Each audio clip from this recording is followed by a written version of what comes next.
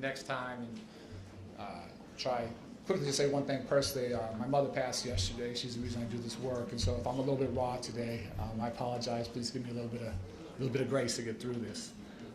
We're obviously coming off an extraordinarily tough weekend. Gun violence, I think, is a cancer that's destroying the soul of our city. If we're honest with ourselves, our collective response has clearly been wildly inadequate. When you have over 100 shot on a weekend, 17 dead, none of us can say that we're doing enough together. We have to hold ourselves accountable for doing something much better for our city, but very specifically for our children on the south and west sides. The loss, the heartbreak, the trauma is incalculable, but the financial cost of courts and hospitals and funerals and legal and everything else, prisons, is in the billions. And so this is something that as a city, as a state, we have to come together to change in a very fundamental way. And having a room like this during a very dark time actually gives me a lot of hope of what we can try and do together. And I'll just take one quick minute just sort of walk you through what I saw, what I felt this weekend, because for me it gave a real sense both of the horrible trauma of our city, but also the extraordinary hope and inspiration of our city. And if you do this work, you get to see both the best and the worst of humanity. So I'll try and do this very, very quickly. On Thursday, we hosted 6 community events, 4 on the west side, North Lawndale, 2 on the south side. We always say at Chicago Credit, we work so that children could play. We try and do our community events on hot blocks to calm things down, build our license to operate, our LTO, and give kids a chance to come out and be safe. And those, knock on wood, went extraordinarily well. We were very, very grateful for the community support and for the guys in the community, granting us grace and giving us a chance to let kids play. That was Thursday. Friday, unfortunately, we had to go visit with lots of our partners across the CVI community, go visit the family at 71st and Woodlawn. And I can only describe what happened there as a massacre. To have 2 moms and a young baby killed, to have 2 other babies in critical, talking to one of the fathers who works the night shift. He was working from 12 at night to 8 in the morning. I think very few of us in this room have to work night shifts, but that's what he does to put food on his family's table, and get a call at 7 in the morning at the end of his shift. His child's not wrong place, wrong time. His child's asleep in his house. To get a call that his little baby's killed is something I'll never forget.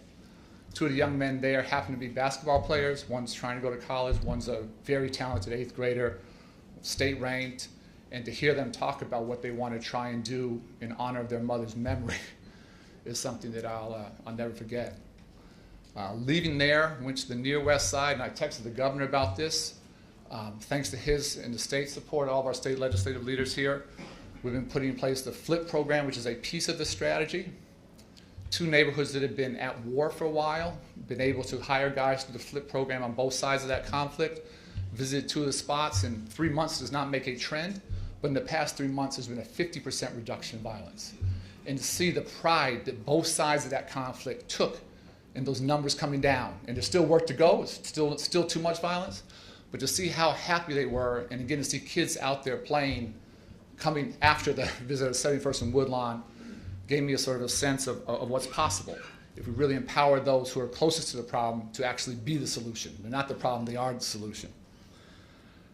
Saturday, very ironically and tragically, one of the young men in our program was going to meet with his opposition. He knew what was going on the weekend to try and make peace, and very tragically, he got shot as he went to have that meeting. Thankfully, he survived. He's not in great shape, but he's going to make it. And visiting him Sunday at the Hospital of Christ Advocate was unbelievable. He was speaking sort of in a whisper. You could barely hear him, but he kept saying, "I'm okay. I got to have peace. Go talk to the guys on the block. Let them know." He knew who shot him. The guy looked him in the eye. He knows exactly who did it. He does not want to retaliate. He does not want retaliation. He said, just leave and go talk to the guys on the block. And so I just want to give you guys a sense of that's our reality. It is traumatic. It is difficult. But the guys in these battles want something better for themselves. They want something different. And we got to walk with them and learn from them and empower them and give them a chance to do exactly that. There are a couple of things I'm convinced we have to do. We have to teach people how to de-escalate conflict. The smallest conflicts end up becoming lethal, and that's a skill that can be learned, can be taught. It's what many of us try and do every single day, but we're nowhere near at scale in doing that. We have to help people heal from trauma. And I can't overstate how important that is. We've had too many young kids. We had a 16-year-old kill a 7-year-old recently. And I know the trauma that happened in his family. I don't know the situation. We had another 16-year-old kill a retired police officer. How old was he? You know? 60 and 70. 73? Yeah, 73. 73. So 16-year-old killed a 73-year-old. I don't know that story, but something's going on there.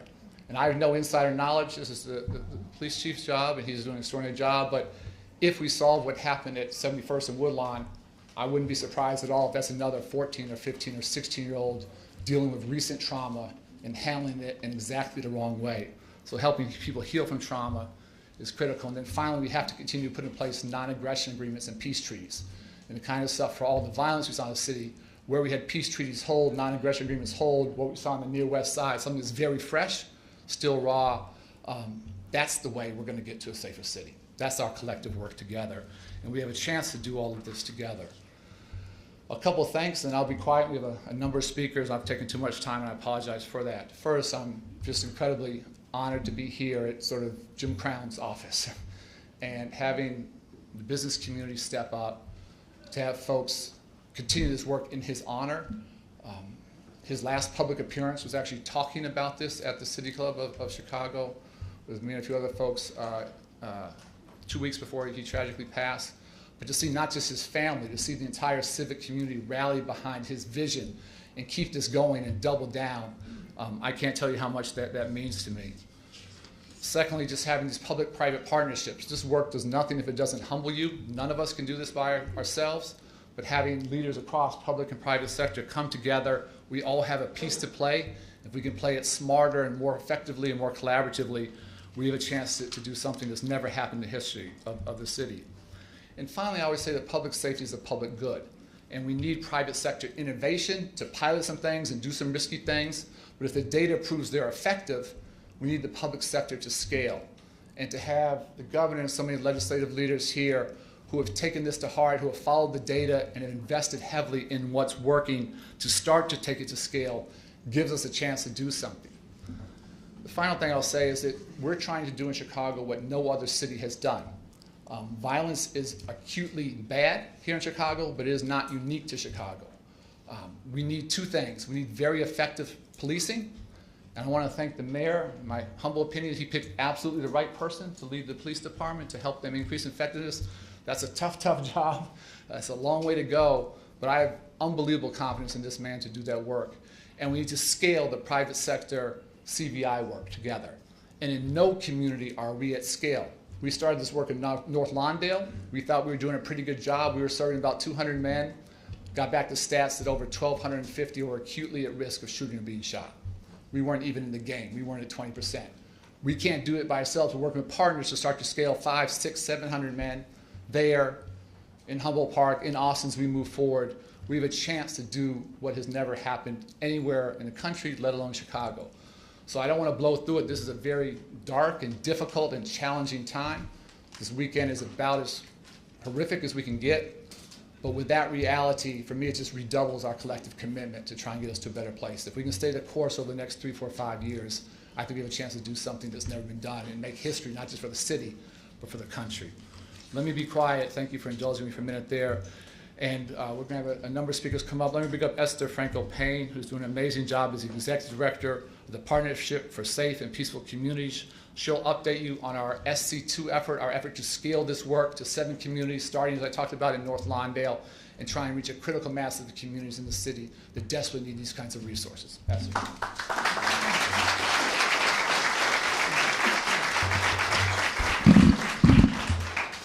Thank you so much, Arnie. Thank you to Governor Pritzker, Mayor Brandon Johnson, members of the legislature, city and county officials, and most importantly, our community partners.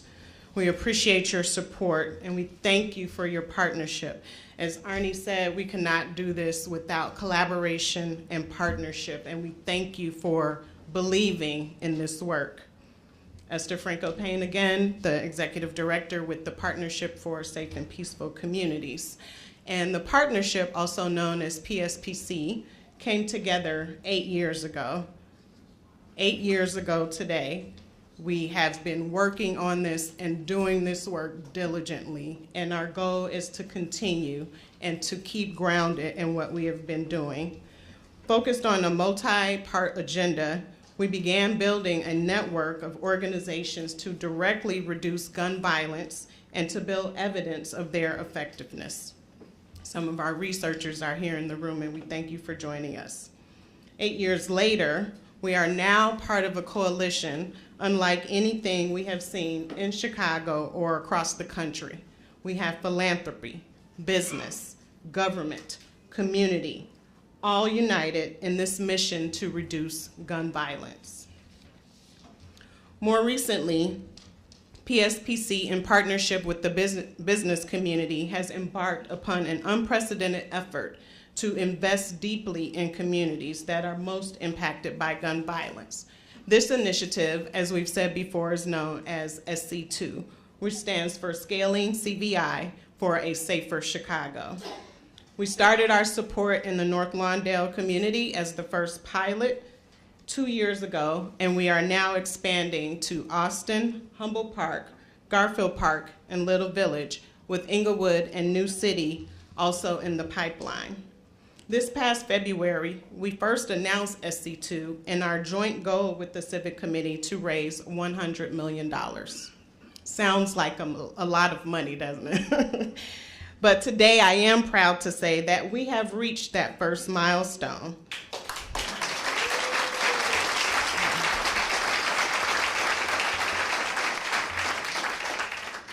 Some of our donors are here in the audience, and so we thank you. I would ask that you give them a round of applause because they have come through.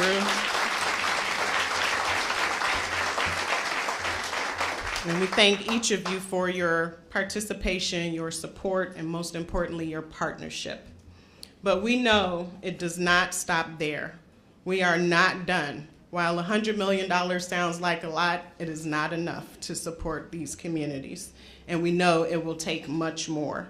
Going forward, we are determined to help bring CVI to scale in every community where it is needed and to make CVI a permanent feature of Chicago's public safety strategy. There is no single answer to gun violence. We know this. We need effective policing. We need CVI. We need other elements of PSPC's agenda, better gun policies, more investment in high-risk youth, and community building initiatives like the ones we fund every year. We also need other essential parts of a comprehensive agenda that the Civic Committee is working towards. All of this comes together to reduce and ultimately our goal to eliminate gun violence. Chicago is our home. It's my home, born and raised. And we are in this for the long haul. We will do whatever it takes, and we will not stop until children and families are able to live in communities without fear, trauma, and violence.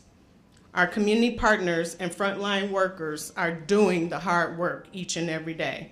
They are putting their lives on the line, and we are grateful to them. There is no amount of thank you that we could express our gratitude to them for the work that they are doing. So we appreciate you all for being here today. This crowd is tremendous, and let's continue to work together to create safer and more peaceful communities.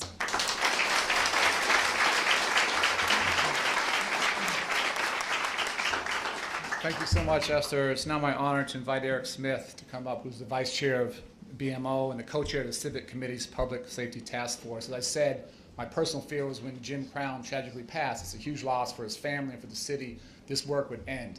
The opposite has happened. It's been redoubled. It's because Eric and Mark Hoplamazian and so many others have stepped up. In Chicago, one of its best assets is the Civic Committee, the civic community. When they come together, great things happen. So Eric, I want to thank you so much for stepping up and leading. All yours. Thank you. Good afternoon, and thanks to Esther and to Arnie. Special thanks also to Governor Pritzker and to Mayor Brandon Johnson for their leadership. And a special thanks to Crown Family Foundations for hosting us here this afternoon. A little over a year ago, the late Jim Crown announced a comprehensive 5-point plan on behalf of the business community to help address the crisis of gun violence here in Chicago. The first commitment was to raise $100 million to invest in scaling community violence intervention organizations in order to expand programming in up to 7 neighborhoods across Chicago. As Esther shared, we're very pleased to have now met that initial milestone, and we're deeply grateful for all of our donors, many of whom are here today. We have obviously representation from the Crown Family Foundation, the Pritzker Family Foundation, the Su Ling Jin Foundation, the Chicago Community Trust, Chuck Lewis, John Rogers and Ariel, PNC, Northern Trust, McDonald's, BMO Harris Bank, Allstate, ITW, and the list goes on. And I'd like to give each of them a round of applause for the very generous support.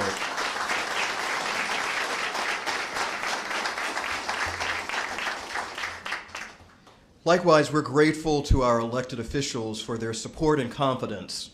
This partnership between philanthropy, business, community, and government is unique and powerful, and we know that it will help make our city safer and our state stronger.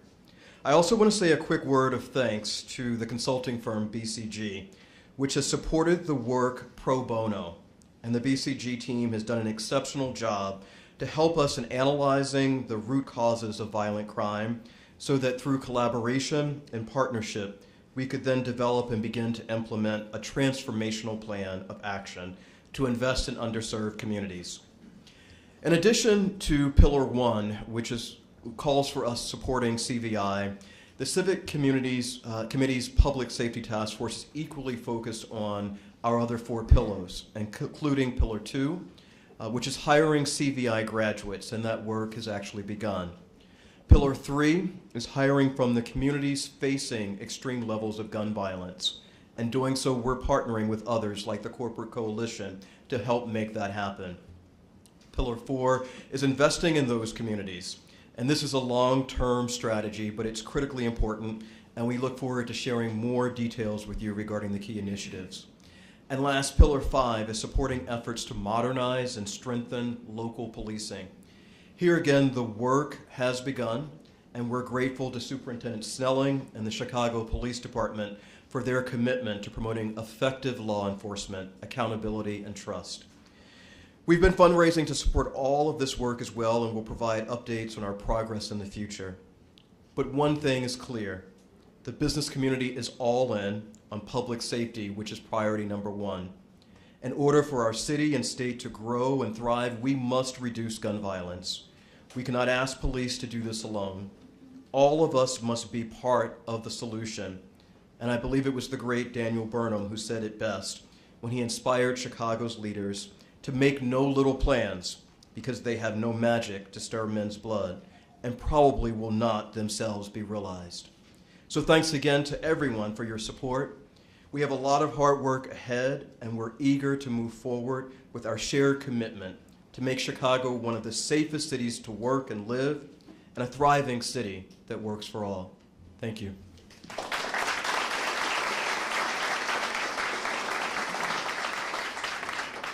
Thank you so much, Eric. And I just want to channel Derek here that we're here to celebrate hitting a milestone. We are just getting in the game. We have so much hard work ahead of us. There's so much more money to raise. It's a huge accomplishment to get to this point. But again, state the obvious, coming out this weekend, we're nowhere near where we need to be, and just appreciate the sense of momentum. We need to keep building on that. Now I'd like to bring up I would say partner in crime, but that's not the right thing to say in this audience. So just say my partner, Vaughn Bryan, who's Executive Director of Metropolitan Peace Initiatives. What they have done to start to scale this work in neighborhoods has given us a blueprint of how to do this. How they're training frontline workers to really professionalize them has been extraordinary. I'm so thankful for your leadership and partnership. Vaughn Bryan.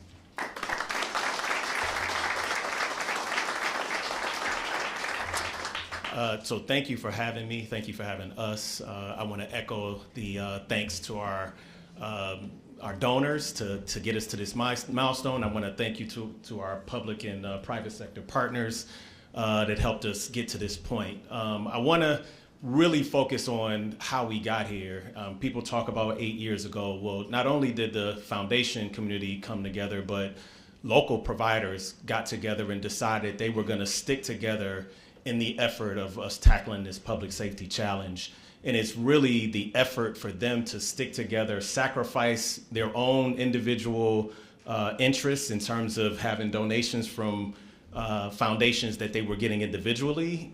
The foundations pooled their money together to go deep on a couple of initiatives, and Communities Partner for Peace and Ready Chicago were launched 8 years ago. And the fact that we stuck together and kept that coalition together is really why we're here today. It's much easier for us to go to the private sector and the public sector when at the community level, we've stuck together, we've proven our case, and we have a coalition and backing of people to back what we're trying to do. But it starts with the collective unity at the community level.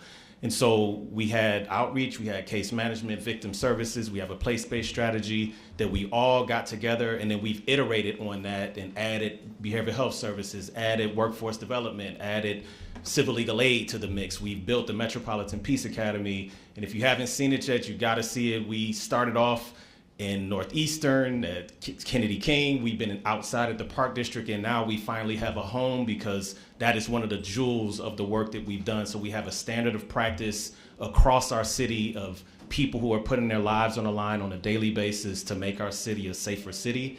And we wanted to do something special for them in creating a very welcoming space, because none of this works without our outreach workers, the people who put their lives on the line on a daily basis. And we have to,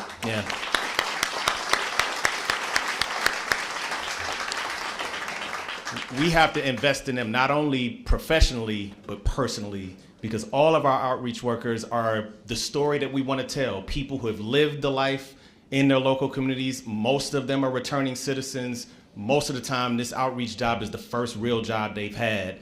And that is the story of Chicago, a comeback story, a story of resilience, and a story of triumph. And today we're going to move the ball forward in making our city the safest city in the world. Thank you.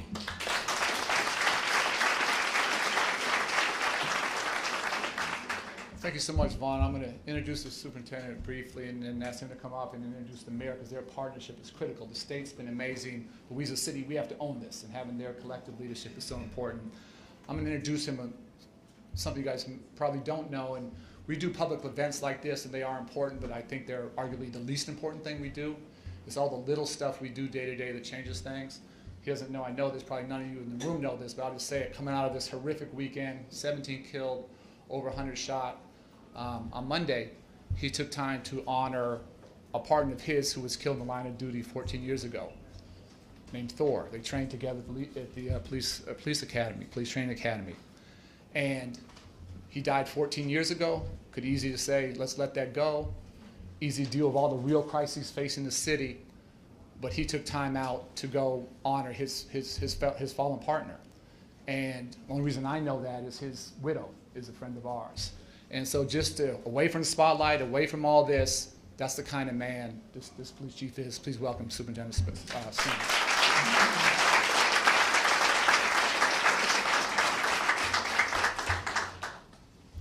Thank you, and good afternoon, everybody. Good afternoon.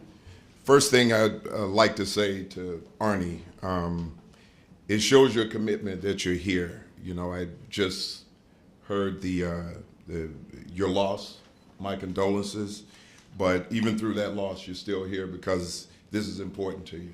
That says a lot about the work and your dedication to this effort, so I'd like to applaud you for that. I'd also like to thank the Crown family for hosting. Eric Smith, I mean, you know, what can I say about Eric Smith? We've had several meetings, and his dedication to this cause and raising the amount of money that he was able to raise for this is just amazing. Derek, you know, we've had multiple conversations, and I know your dedication to the cause also. So, Derek Douglas, I definitely appreciate you. Civic Committee as a whole and the work that's being done. Mayor Johnson, thank you for being here. I know you're concerned about everything that's going on in the communities.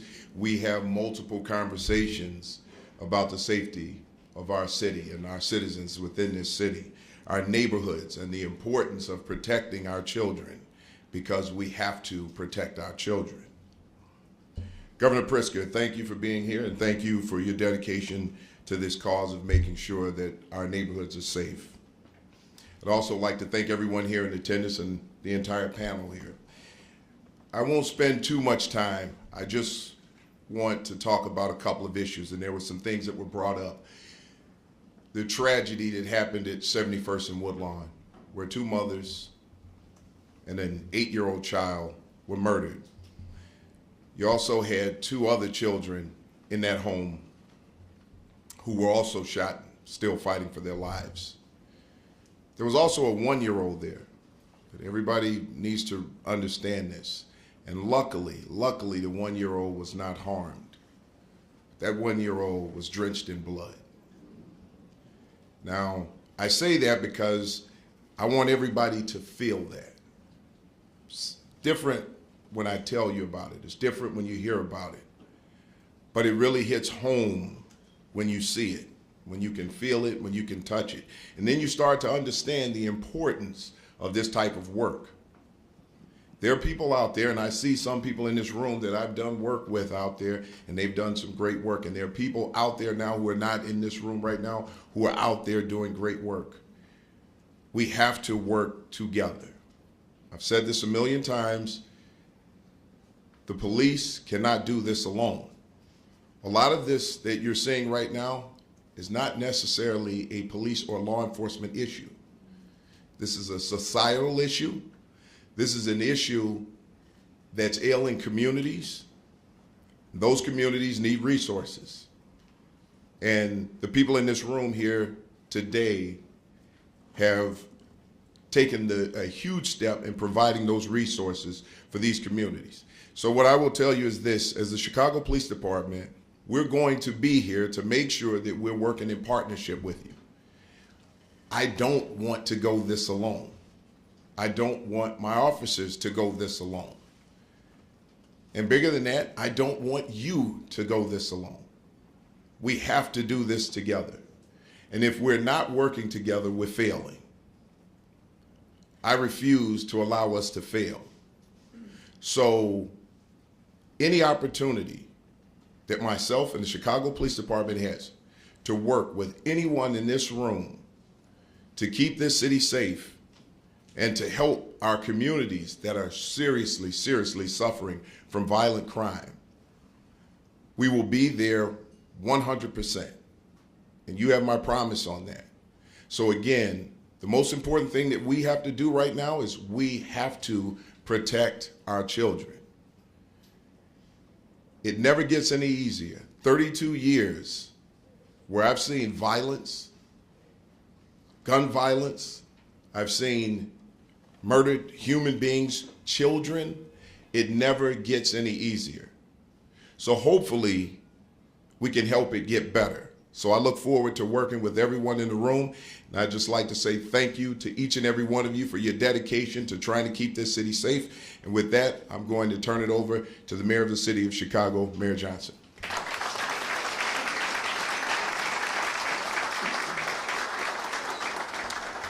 Thank you, Superintendent Snelling, and good afternoon, everyone. Thank you, Arnie Duncan, for your commitment and love and dedication to the people of Chicago. And you have, of course, our deepest condolences to the Crown family in this beautiful building. It's given me ideas of how I'm going to redecorate in my second term. So. Thank you for your leadership and the legacy of Jim. Of course, Derek, you've been an incredible friend and partner over the course of my first year in office. And Eric and Mark and all of those who have contributed to the efforts. Of course, to my colleagues, there are a couple of here that are joining me, Alderman Mike Rodriguez, our Vice Mayor, Alderman Walter Burnett. Thank you both for your leadership in being here. To the state reps, state senators, the Speaker of the House, Senate President, and thank you, Governor, for your leadership and your dedication to the people of Illinois and, quite frankly, the people of this country. You know, I'm truly grateful that we are gathering here today to reaffirm our commitment to work together to stop violence. Because, as been stated and as I've said repeatedly, it is going to take all of us. In order for us to have safe communities, all of us have to put in real work. And let me express my sincere gratitude to the individuals and the organizations who are making the critical investments, again, to prevent violence. But also let me provide my deepest appreciation for those who are showing up on the front lines every single day. I also want to thank again just the people of Chicago for recognizing that this is a moment and an opportunity for us to build a collective response to violence in this city. And I'm confident that the investments that we are celebrating today will have a direct and positive impact on the lives of Chicagoans and the communities in which they live in. This announcement comes, of course, at a very critical time. This weekend was brutal, it was harsh. But let me remind people today that the pain and the suffering that the people of Chicago have endured over decades, these are not just numbers or headlines. These are real lives, our neighbors, our co-workers. There are people who are waking up today who won't wake up to a mother, a daughter, son, aunt, uncle. These people deserve justice. And we will do everything in our power to make sure that we are healing and bringing closure to their families and to the communities at large. This violence does not happen in a vacuum, however. It happens because generations of Chicagoans were disinvested in, disenfranchised, and neglected, and dare I say, intentionally. But we know the solutions of our challenges. That is the gospel today. We have an answer. It will take deep, sustained investments in our people, giving them access to more housing, making sure that they have fully funded neighborhood schools, increased job opportunities, youth programming, and so much more. Everything the people need to live and to succeed in this city. There's nothing that we should withhold from them. The Chicago Department of Public Health issued an RFP seeking hospitals and community-based violence intervention organizations to deliver wraparound services to victims of gun violence who are at risk of repeating violent injury. And supporting victims of violence is an important component of this work. That's why my office is expanding and improving upon programs that assist victims with finances and mental health and so much more.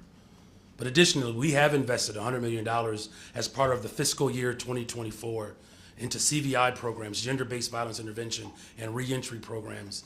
It has been rightfully pointed out that unfortunately, that only 15 to 20% of estimated 20,000 highest promised individuals are actually reached through CVI.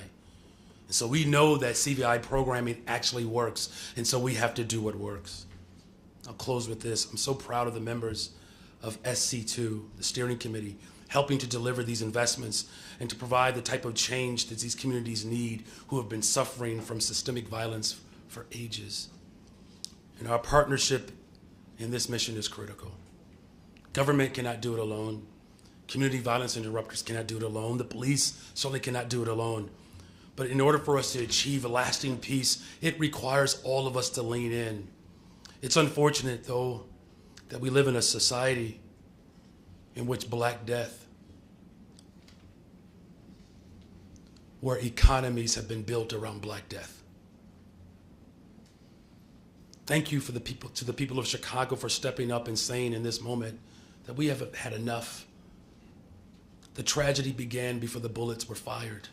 The tragedy began the fact that we have AK-47s on the streets of the city of Chicago.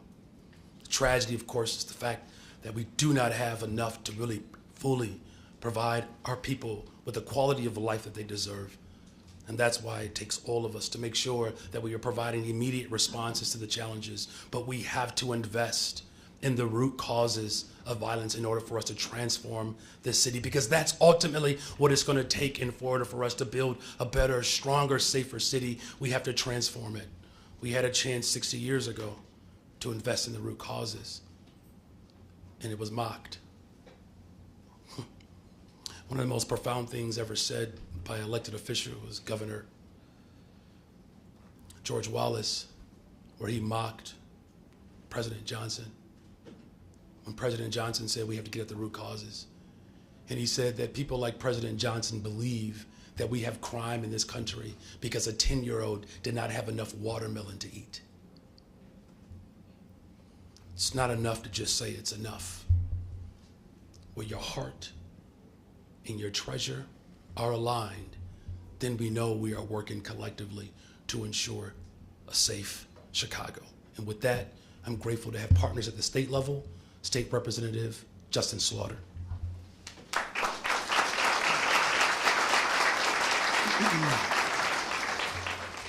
Thank you, Mr. Mayor. Good afternoon, everyone. Great crowd. I'm Illinois State Representative Justin Slaughter. As a state representative that represents the far south side of Chicago that's very close to this work, let me just say thank you to the Civic Committee. Artie Duncan and I bumped into each other just the other day, and we discussed how elated we are that this partnership wasn't just lip service. It wasn't a symbolic, ceremonial partnership, but we've actually gotten going on this. The fact that the business community, corporate sector, private sector has already came together to raise $100 million for this effort is outstanding. And please, let's give them another round of applause. At the root of what the state is doing here is something called the RSPA, the Reimagined Public Safety Act. First, I want to lift up, I guess, the state leaders of this initiative. What we did was create the first of its kind statewide Office of Firearm Prevention. Director Quiana Bell is here somewhere. Please raise your hand. Also, the birthday boy, the former director of this office is here, Chris Patterson. This has been an outstanding effort. It's made its way all the way to the White House. Vice President Harris now spearheading that effort nationally out of the White House. They have now created an Office of Firearm Prevention. And particularly, I want to lift up the efforts of Speaker Welch. He has been relentless, tirelessly working on not just establishing the objectives of the Reimagined Public Safety Act, but putting forth the effort to sustain this phenomenal effort. And also I want to recognize our partners over in the Senate. My brother, you'll hear from him in a second, Senator Peters, our chief budgeteer over there, Senator Sims, and also Senate President Harmon for the work that they've done as we collaborate in continuing to push this effort forward. And of course, I want to thank Governor Pritzker for his vision, his wherewithal to be a leader, to provide an approach that is going to address root causes of violence, and to also look at these issues through the lens of it being a public health crisis. And so as you look at funding being scarce, COVID money running out, it's our governor who is prioritizing this issue when it comes to putting forth the resources that we need for RSPA. And it's not just a Chicago or state of Illinois thing. We have all really set out to become a national model, to put forth best practices as it relates to addressing this public health crisis. And so, speaking of best practices, many of you may want to know what exactly is the Reimagined Public Safety Act. There's a few components. One is, let's actually understand what works, right? What are these best practices, right? So, I want to lift up Arnie Duncan and the team at CRED, especially when you look at practices like FLIP, and I may get the acronym wrong, flatlining increases peace. Did I do a good job with that? Okay, flatlining increases peace. We don't want to continue to just throw money out there. How do we look at being financially responsible as we tackle this issue? The second thing is intergovernmental partnerships. You see state leaders up here, you see our mayor, our superintendent. This is going to take an intergovernmental partnership to address these issues. And you'll be hearing more about that. I also want to lift up the work of Cook County and Cook County Board President Tony Prepwinkle, but the Government Alliance for Safe Communities. You will hear a lot more about this, and this is what the community wants. This is what the community needs. They want to see government working together in this effort. A third piece of this is what you see here today, public-private partnerships. And we can't emphasize enough, we don't take this lightly, the corporate sector getting involved in such a complex issue means so very much to us and to this city and to this state. And so we're just so proud and thankful that we've embarked upon SC2. And then lastly, and I'll close with this, a bit of really great news. And I don't know if your phones were blowing up, but just this morning, the federal government has approved our state's 1115 Medicaid demonstration waiver. So now this work becomes Medicaid eligible. Yeah, no, this is a huge, huge thing for the state of Illinois. Governor, we thank you for your leadership on this. Again, setting the bar for the country.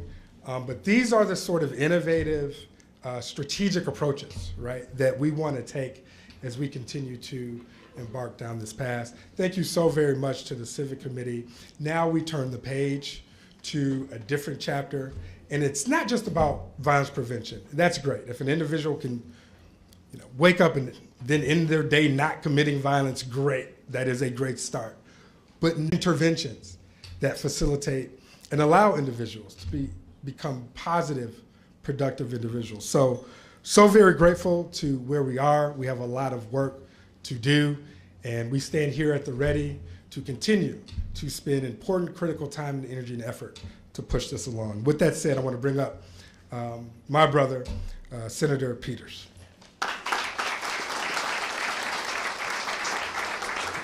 Good afternoon. I want to thank the Civic Committee and leaders who are working on the ground. When I look around this room and see how packed it is, it just shows how much people care about making our city and our state as safe as possible. I fundamentally, deeply care and believe that we can bring safety to every zip code in this city, in this county, and in this state. And I think that oftentimes when we talk about safety, we talk about it like it's rocket science. But I actually think it's somewhat simple. You give people a good job, you give people good housing, you give people good schools, you give people the opportunity to easily get from point A to point B, groceries and food on their table, kids who have their backpacks full. You have a safe city. You have a safe state. And I fundamentally believe that this room and what we're working on is the foundation of that safety. That CVI is something that we build on top of. That when I want someone to be able to say, my dad did this work and I want to do this work. I want us to use our imagination to expand it. To say that it's not just the fact that we're disrupting the cycles of violence, but we're going into mental health care. We're going into the care field. We are talking about generational trauma in the form of generational PTSD.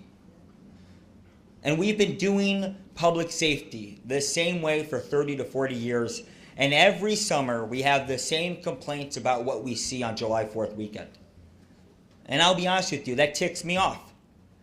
And I think that we are at a unique opportunity with these leaders, with you all as leaders, to turn the page to a 21st century safety that lifts up every community and lifts up people.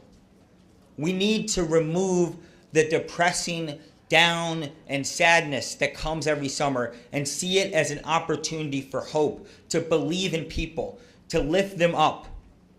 And so, I have to say, as the sponsor of the RPSA and to be able to work with these people, it's something that I feel great about in terms of legislative work. But what I care most about, and we have Clarice and Associates here, is I like to go directly to the people doing this work and talking to them about what they're going through and to hear about their story.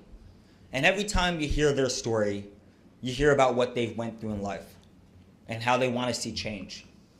And I sit with it. Sometimes it's the toughest conversations, but it gives me hope because it tells me we have something we can build on. And so I'm honored to be here. I'm grateful for everybody doing this work. I know we had a tough July 4th weekend, but what I truly believe is that we have a unique opportunity to make this city the safest city in this country and to make this state the safest state in this country. Thank you. I'm going to turn over to a true champion, LG Sims.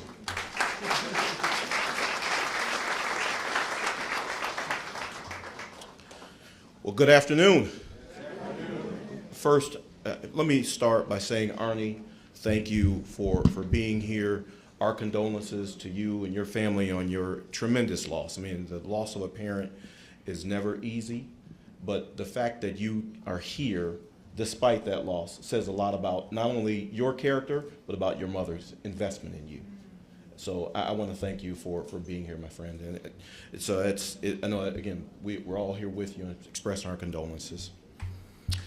You know, what a difference partnership makes. When you have, when you have the ability to have folks who are going to work together. I can't say enough thank yous to the Crown family for hosting, but also to the Civic Committee for the work that they have done to lean into this work. It's one thing to say you're going to be on the front lines. It's one thing to say you're going to do something, but it's something very different to actually do it. So to the business community, thank you. For all of the individuals who, we are celebrating the $100 million that have been raised, but as you all know, in Springfield, I work with our state budget. So I want more money. I want a bigger partnership because we've got a lot of work to do. You know, we've got work to do on the south side of Chicago. We've got work to do on the west side of Chicago. We've got work to do on the east side of Peoria. We've got work to do in Springfield. We've got work to do all across this state. So the efforts that you are making are not just a demonstration for the efforts that we're taking, the impact that we're making here in Chicago, but it's the impact that we can make all across this state. So I thank you for your efforts. I thank you for being here. I thank you for what you have done to date, but also what you've done today, what you're going to do tomorrow. Because the work didn't end today. We can take the victory lap today, but as we've all seen, this weekend was a particularly difficult one. And that's after a long line of difficult weekends. I was there as the family celebrated the life of Reverend Larry Newman, Officer Newman.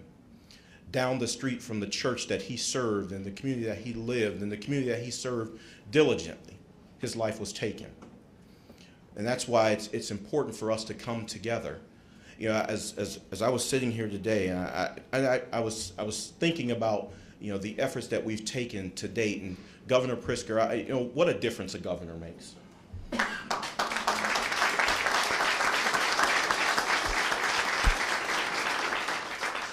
To have the courage to stand up and say gun violence is a public health crisis, despite what others might tell you, despite the folks might tell you that, you know, you have to have access to handguns. I was out walking my dog recently, and I encountered a 70-plus-year-old man who talked about the fear that he experiences just living in the city. And he says, I've never owned a handgun, but I am contemplating buying a gun to protect myself and my wife. And I said to him, we don't want you to have to go and buy a handgun to feel safe.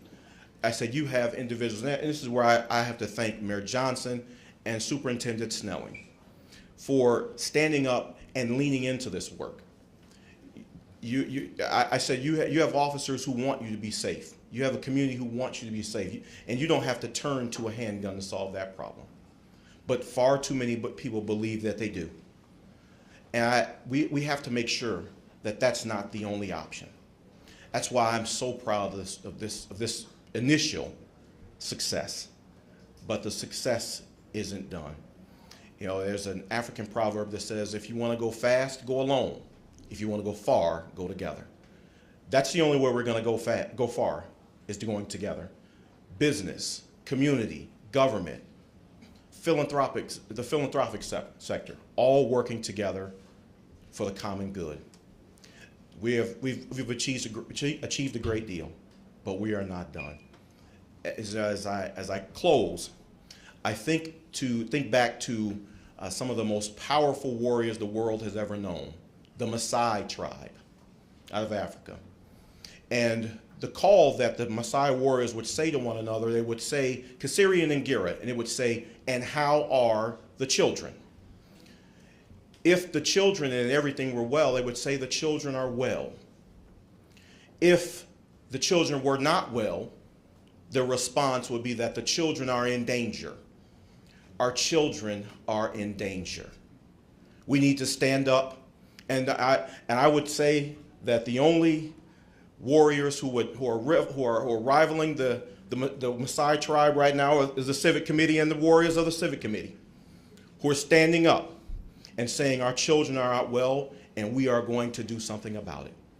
So thank you for your efforts. Thank you for the work that you have done. Thank you for being partners in this work, but thank you for also leaning into equity across the city, making sure that the South and the West sides of the city of Chicago have what they need and the investments they need to be successful. And with that, it is my honor to bring forward my partner in progress, the leader of our chamber, someone who believes in this work, someone who has dedicated this work, Senate President Don Harmon.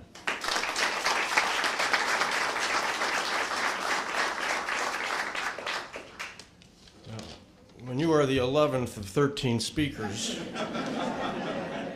you realize that everything that there is to say may already have been said, but it hasn't been said by everybody who needs to say it. So congratulations to everyone on the success, and thank you for the opportunity to be here.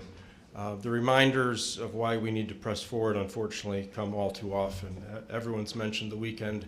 Mayor, I know how heavily that weighs on you from our earlier conversations. It should weigh on all of us. But you all have lent your resources and your voices to a growing chorus that proclaims enough. And as the mayor said, saying enough is not enough. You've lent your expertise and your experience to a growing effort that demands we will make a difference.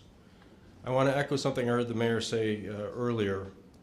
We're not going to tolerate in one community what would never be tolerated in another.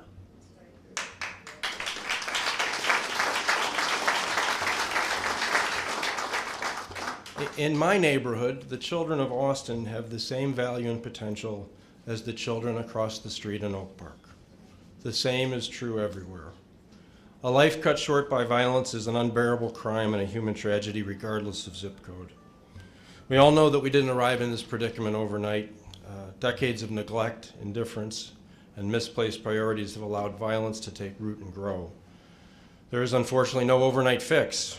Thankfully, we're surrounded by people committed to the long haul, committed to finding and providing the resources to invest in communities, invest in programs, and most importantly, invest in people. We have a working partnership among Governor Pritzker, Speaker Welch, and myself committed to responsible and responsive budgeting. And we have colleagues like Senator Peters, Senator Sims, Senator Villanueva, who I think was here earlier, united in their ongoing advocacy to end the violence. We have shifted our priorities to recognize failures of the past, while at the same time understanding the world only spins forward and that hindsight will not solve our problems. There's a long road ahead to a better future, but because of you, the journey has begun and there is newfound hope. So thank you for this historic commitment to your powerful partnership and our shared goal of a better Chicago for everyone who calls this great city home. I tried to give him a promotion when I introduced him earlier this morning, but next up in the batting order is the Speaker of the Illinois House, my friend and colleague, Speaker Chris Welch.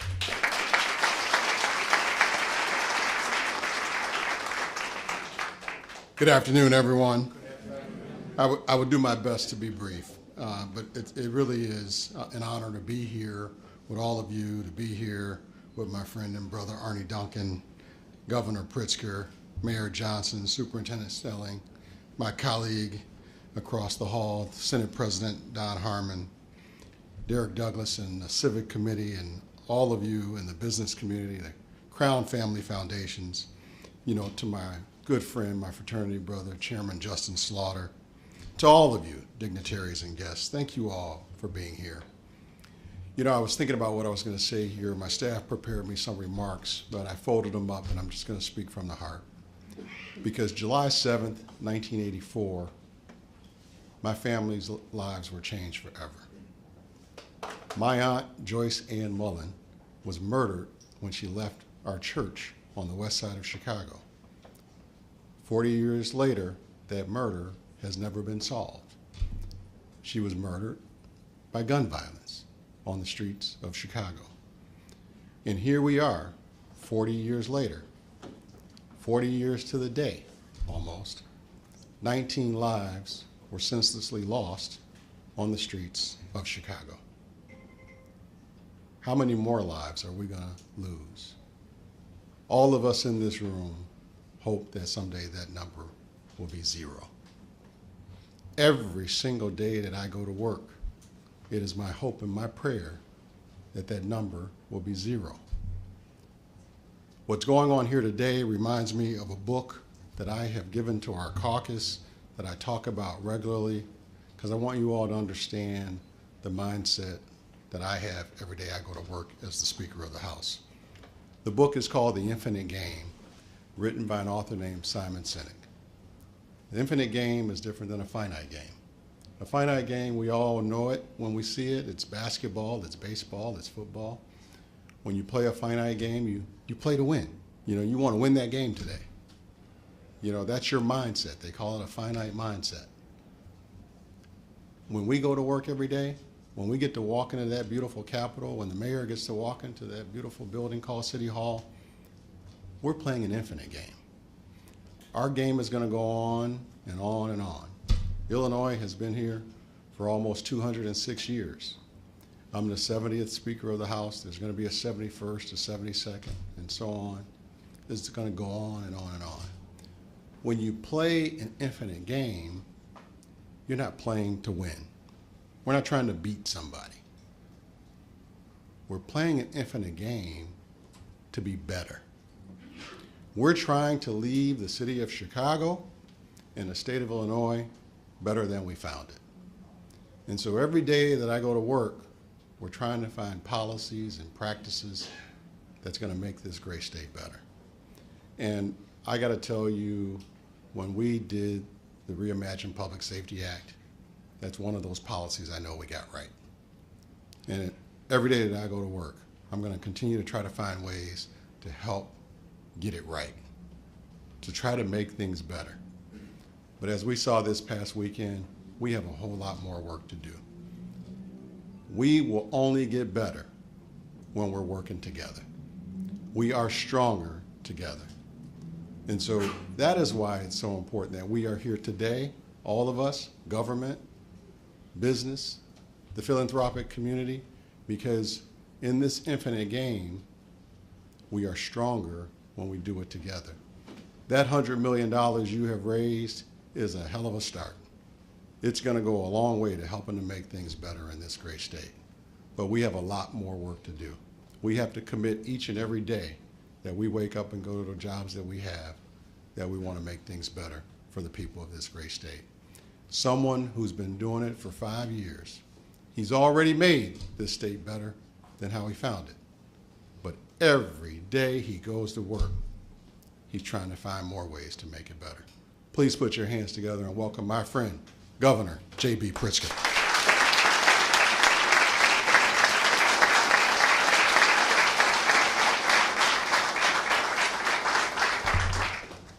Ooh, 13 of 13 speakers. That is who I am.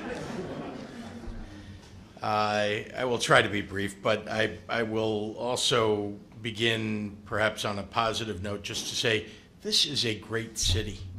We live in a great city. I'm a Chicagoan. I may be governor of the whole state. I live in this city. I love this city. And I love it in part because of who I see here and who you are and who we are collectively.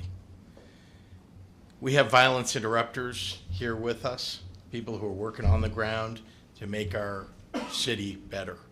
We have philanthropists and philanthropies. We've got CEOs. We've got government leaders.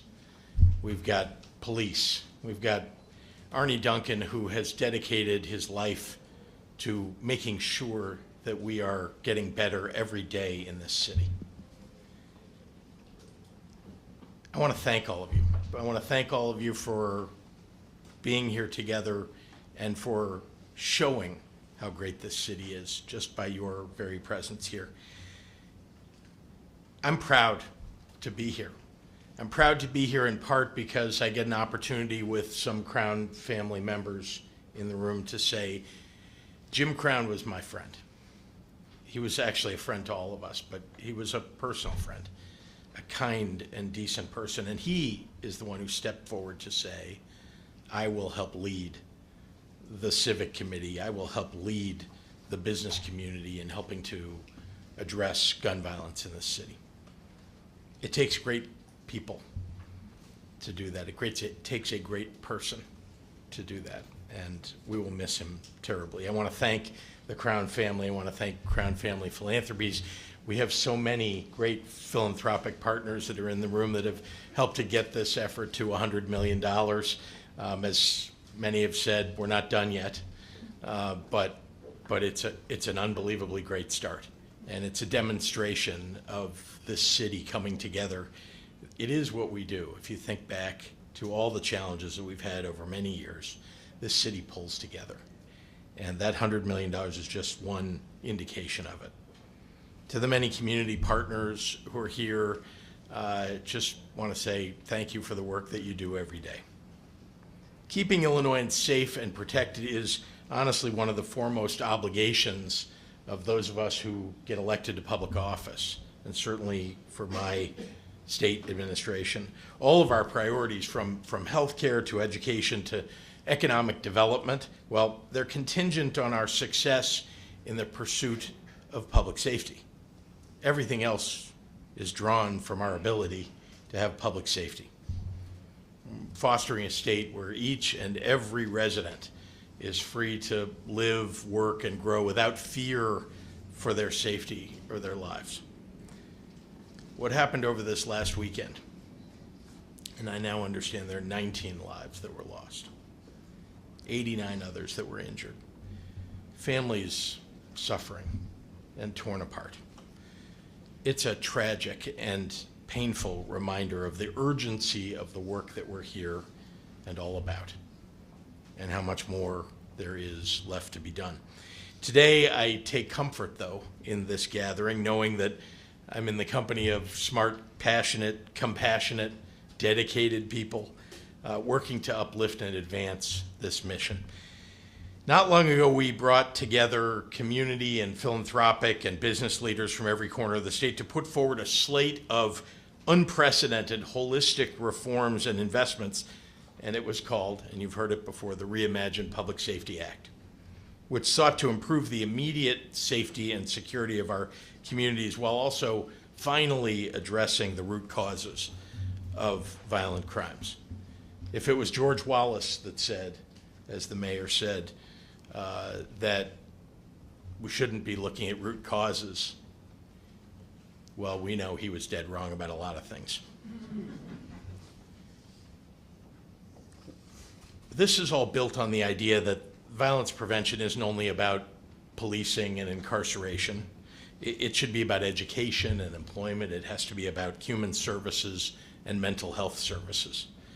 It has to be about ensuring that people doing the work on the ground have the resources they need to lead the way forward. Central to our commitment is a historic expansion of community violence intervention programs. I had the great good fortune to sit with a number of leaders in the community violence intervention space who I learned a great deal from just listening. And one thing I learned, and this is very important for us all to keep in mind, is that over the years, these programs have been funded and then defunded, and then funded and then defunded. Sometimes it's defunded and then defunded. And the problem is that this is a year-round endeavor. So if you stop from one year to the next funding, guess what happens? People who are trained at this, people who are doing the work and know how to do this work, well, they have to go find something else to do. They're not going to do the work that we need them to do. We have to make sure that there's a base level of funding at all times. Yes, we need to surge funding when the needs are great, but we also need to make sure that when maybe not everybody's paying attention. The funds are there to keep these programs going. So let's keep that in mind. That is something that is up to us as government leaders. The business community is surging funding because we have such an incredible need right now. But we need to make sure that as those things ramp down over the years, that it never drops below a certain level. And that is a level to keep these programs going and going and going.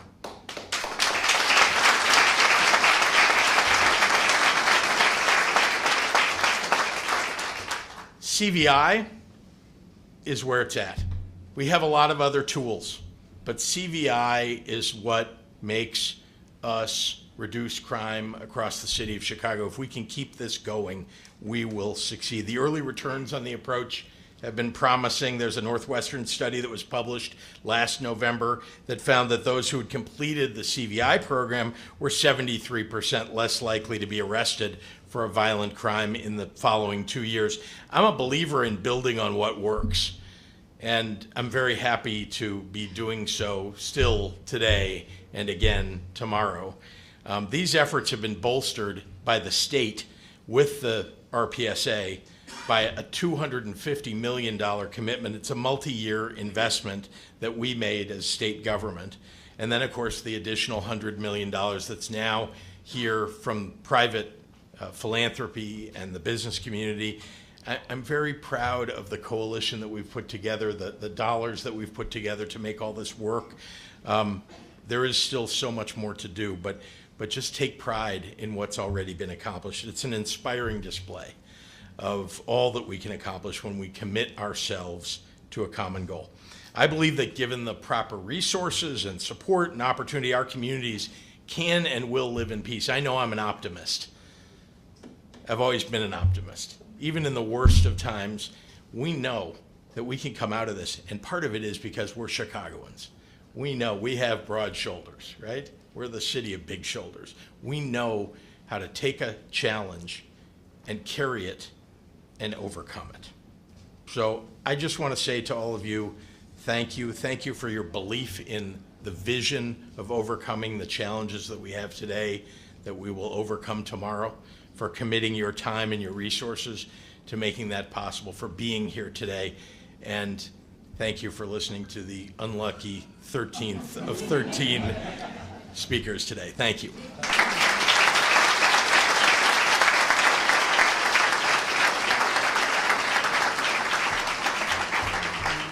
There is no 14th. Thanks to all of you for your time. After a weekend like this, we sort of have two choices. We could throw up our hands, we could walk away, just say it is what it is, intractable, can't do anything about it, or we can redouble our efforts and work smarter and harder and more collaboratively. And honestly, for all of our speakers, for all of you here, all of you inspire me and give me hope. Thank you so much.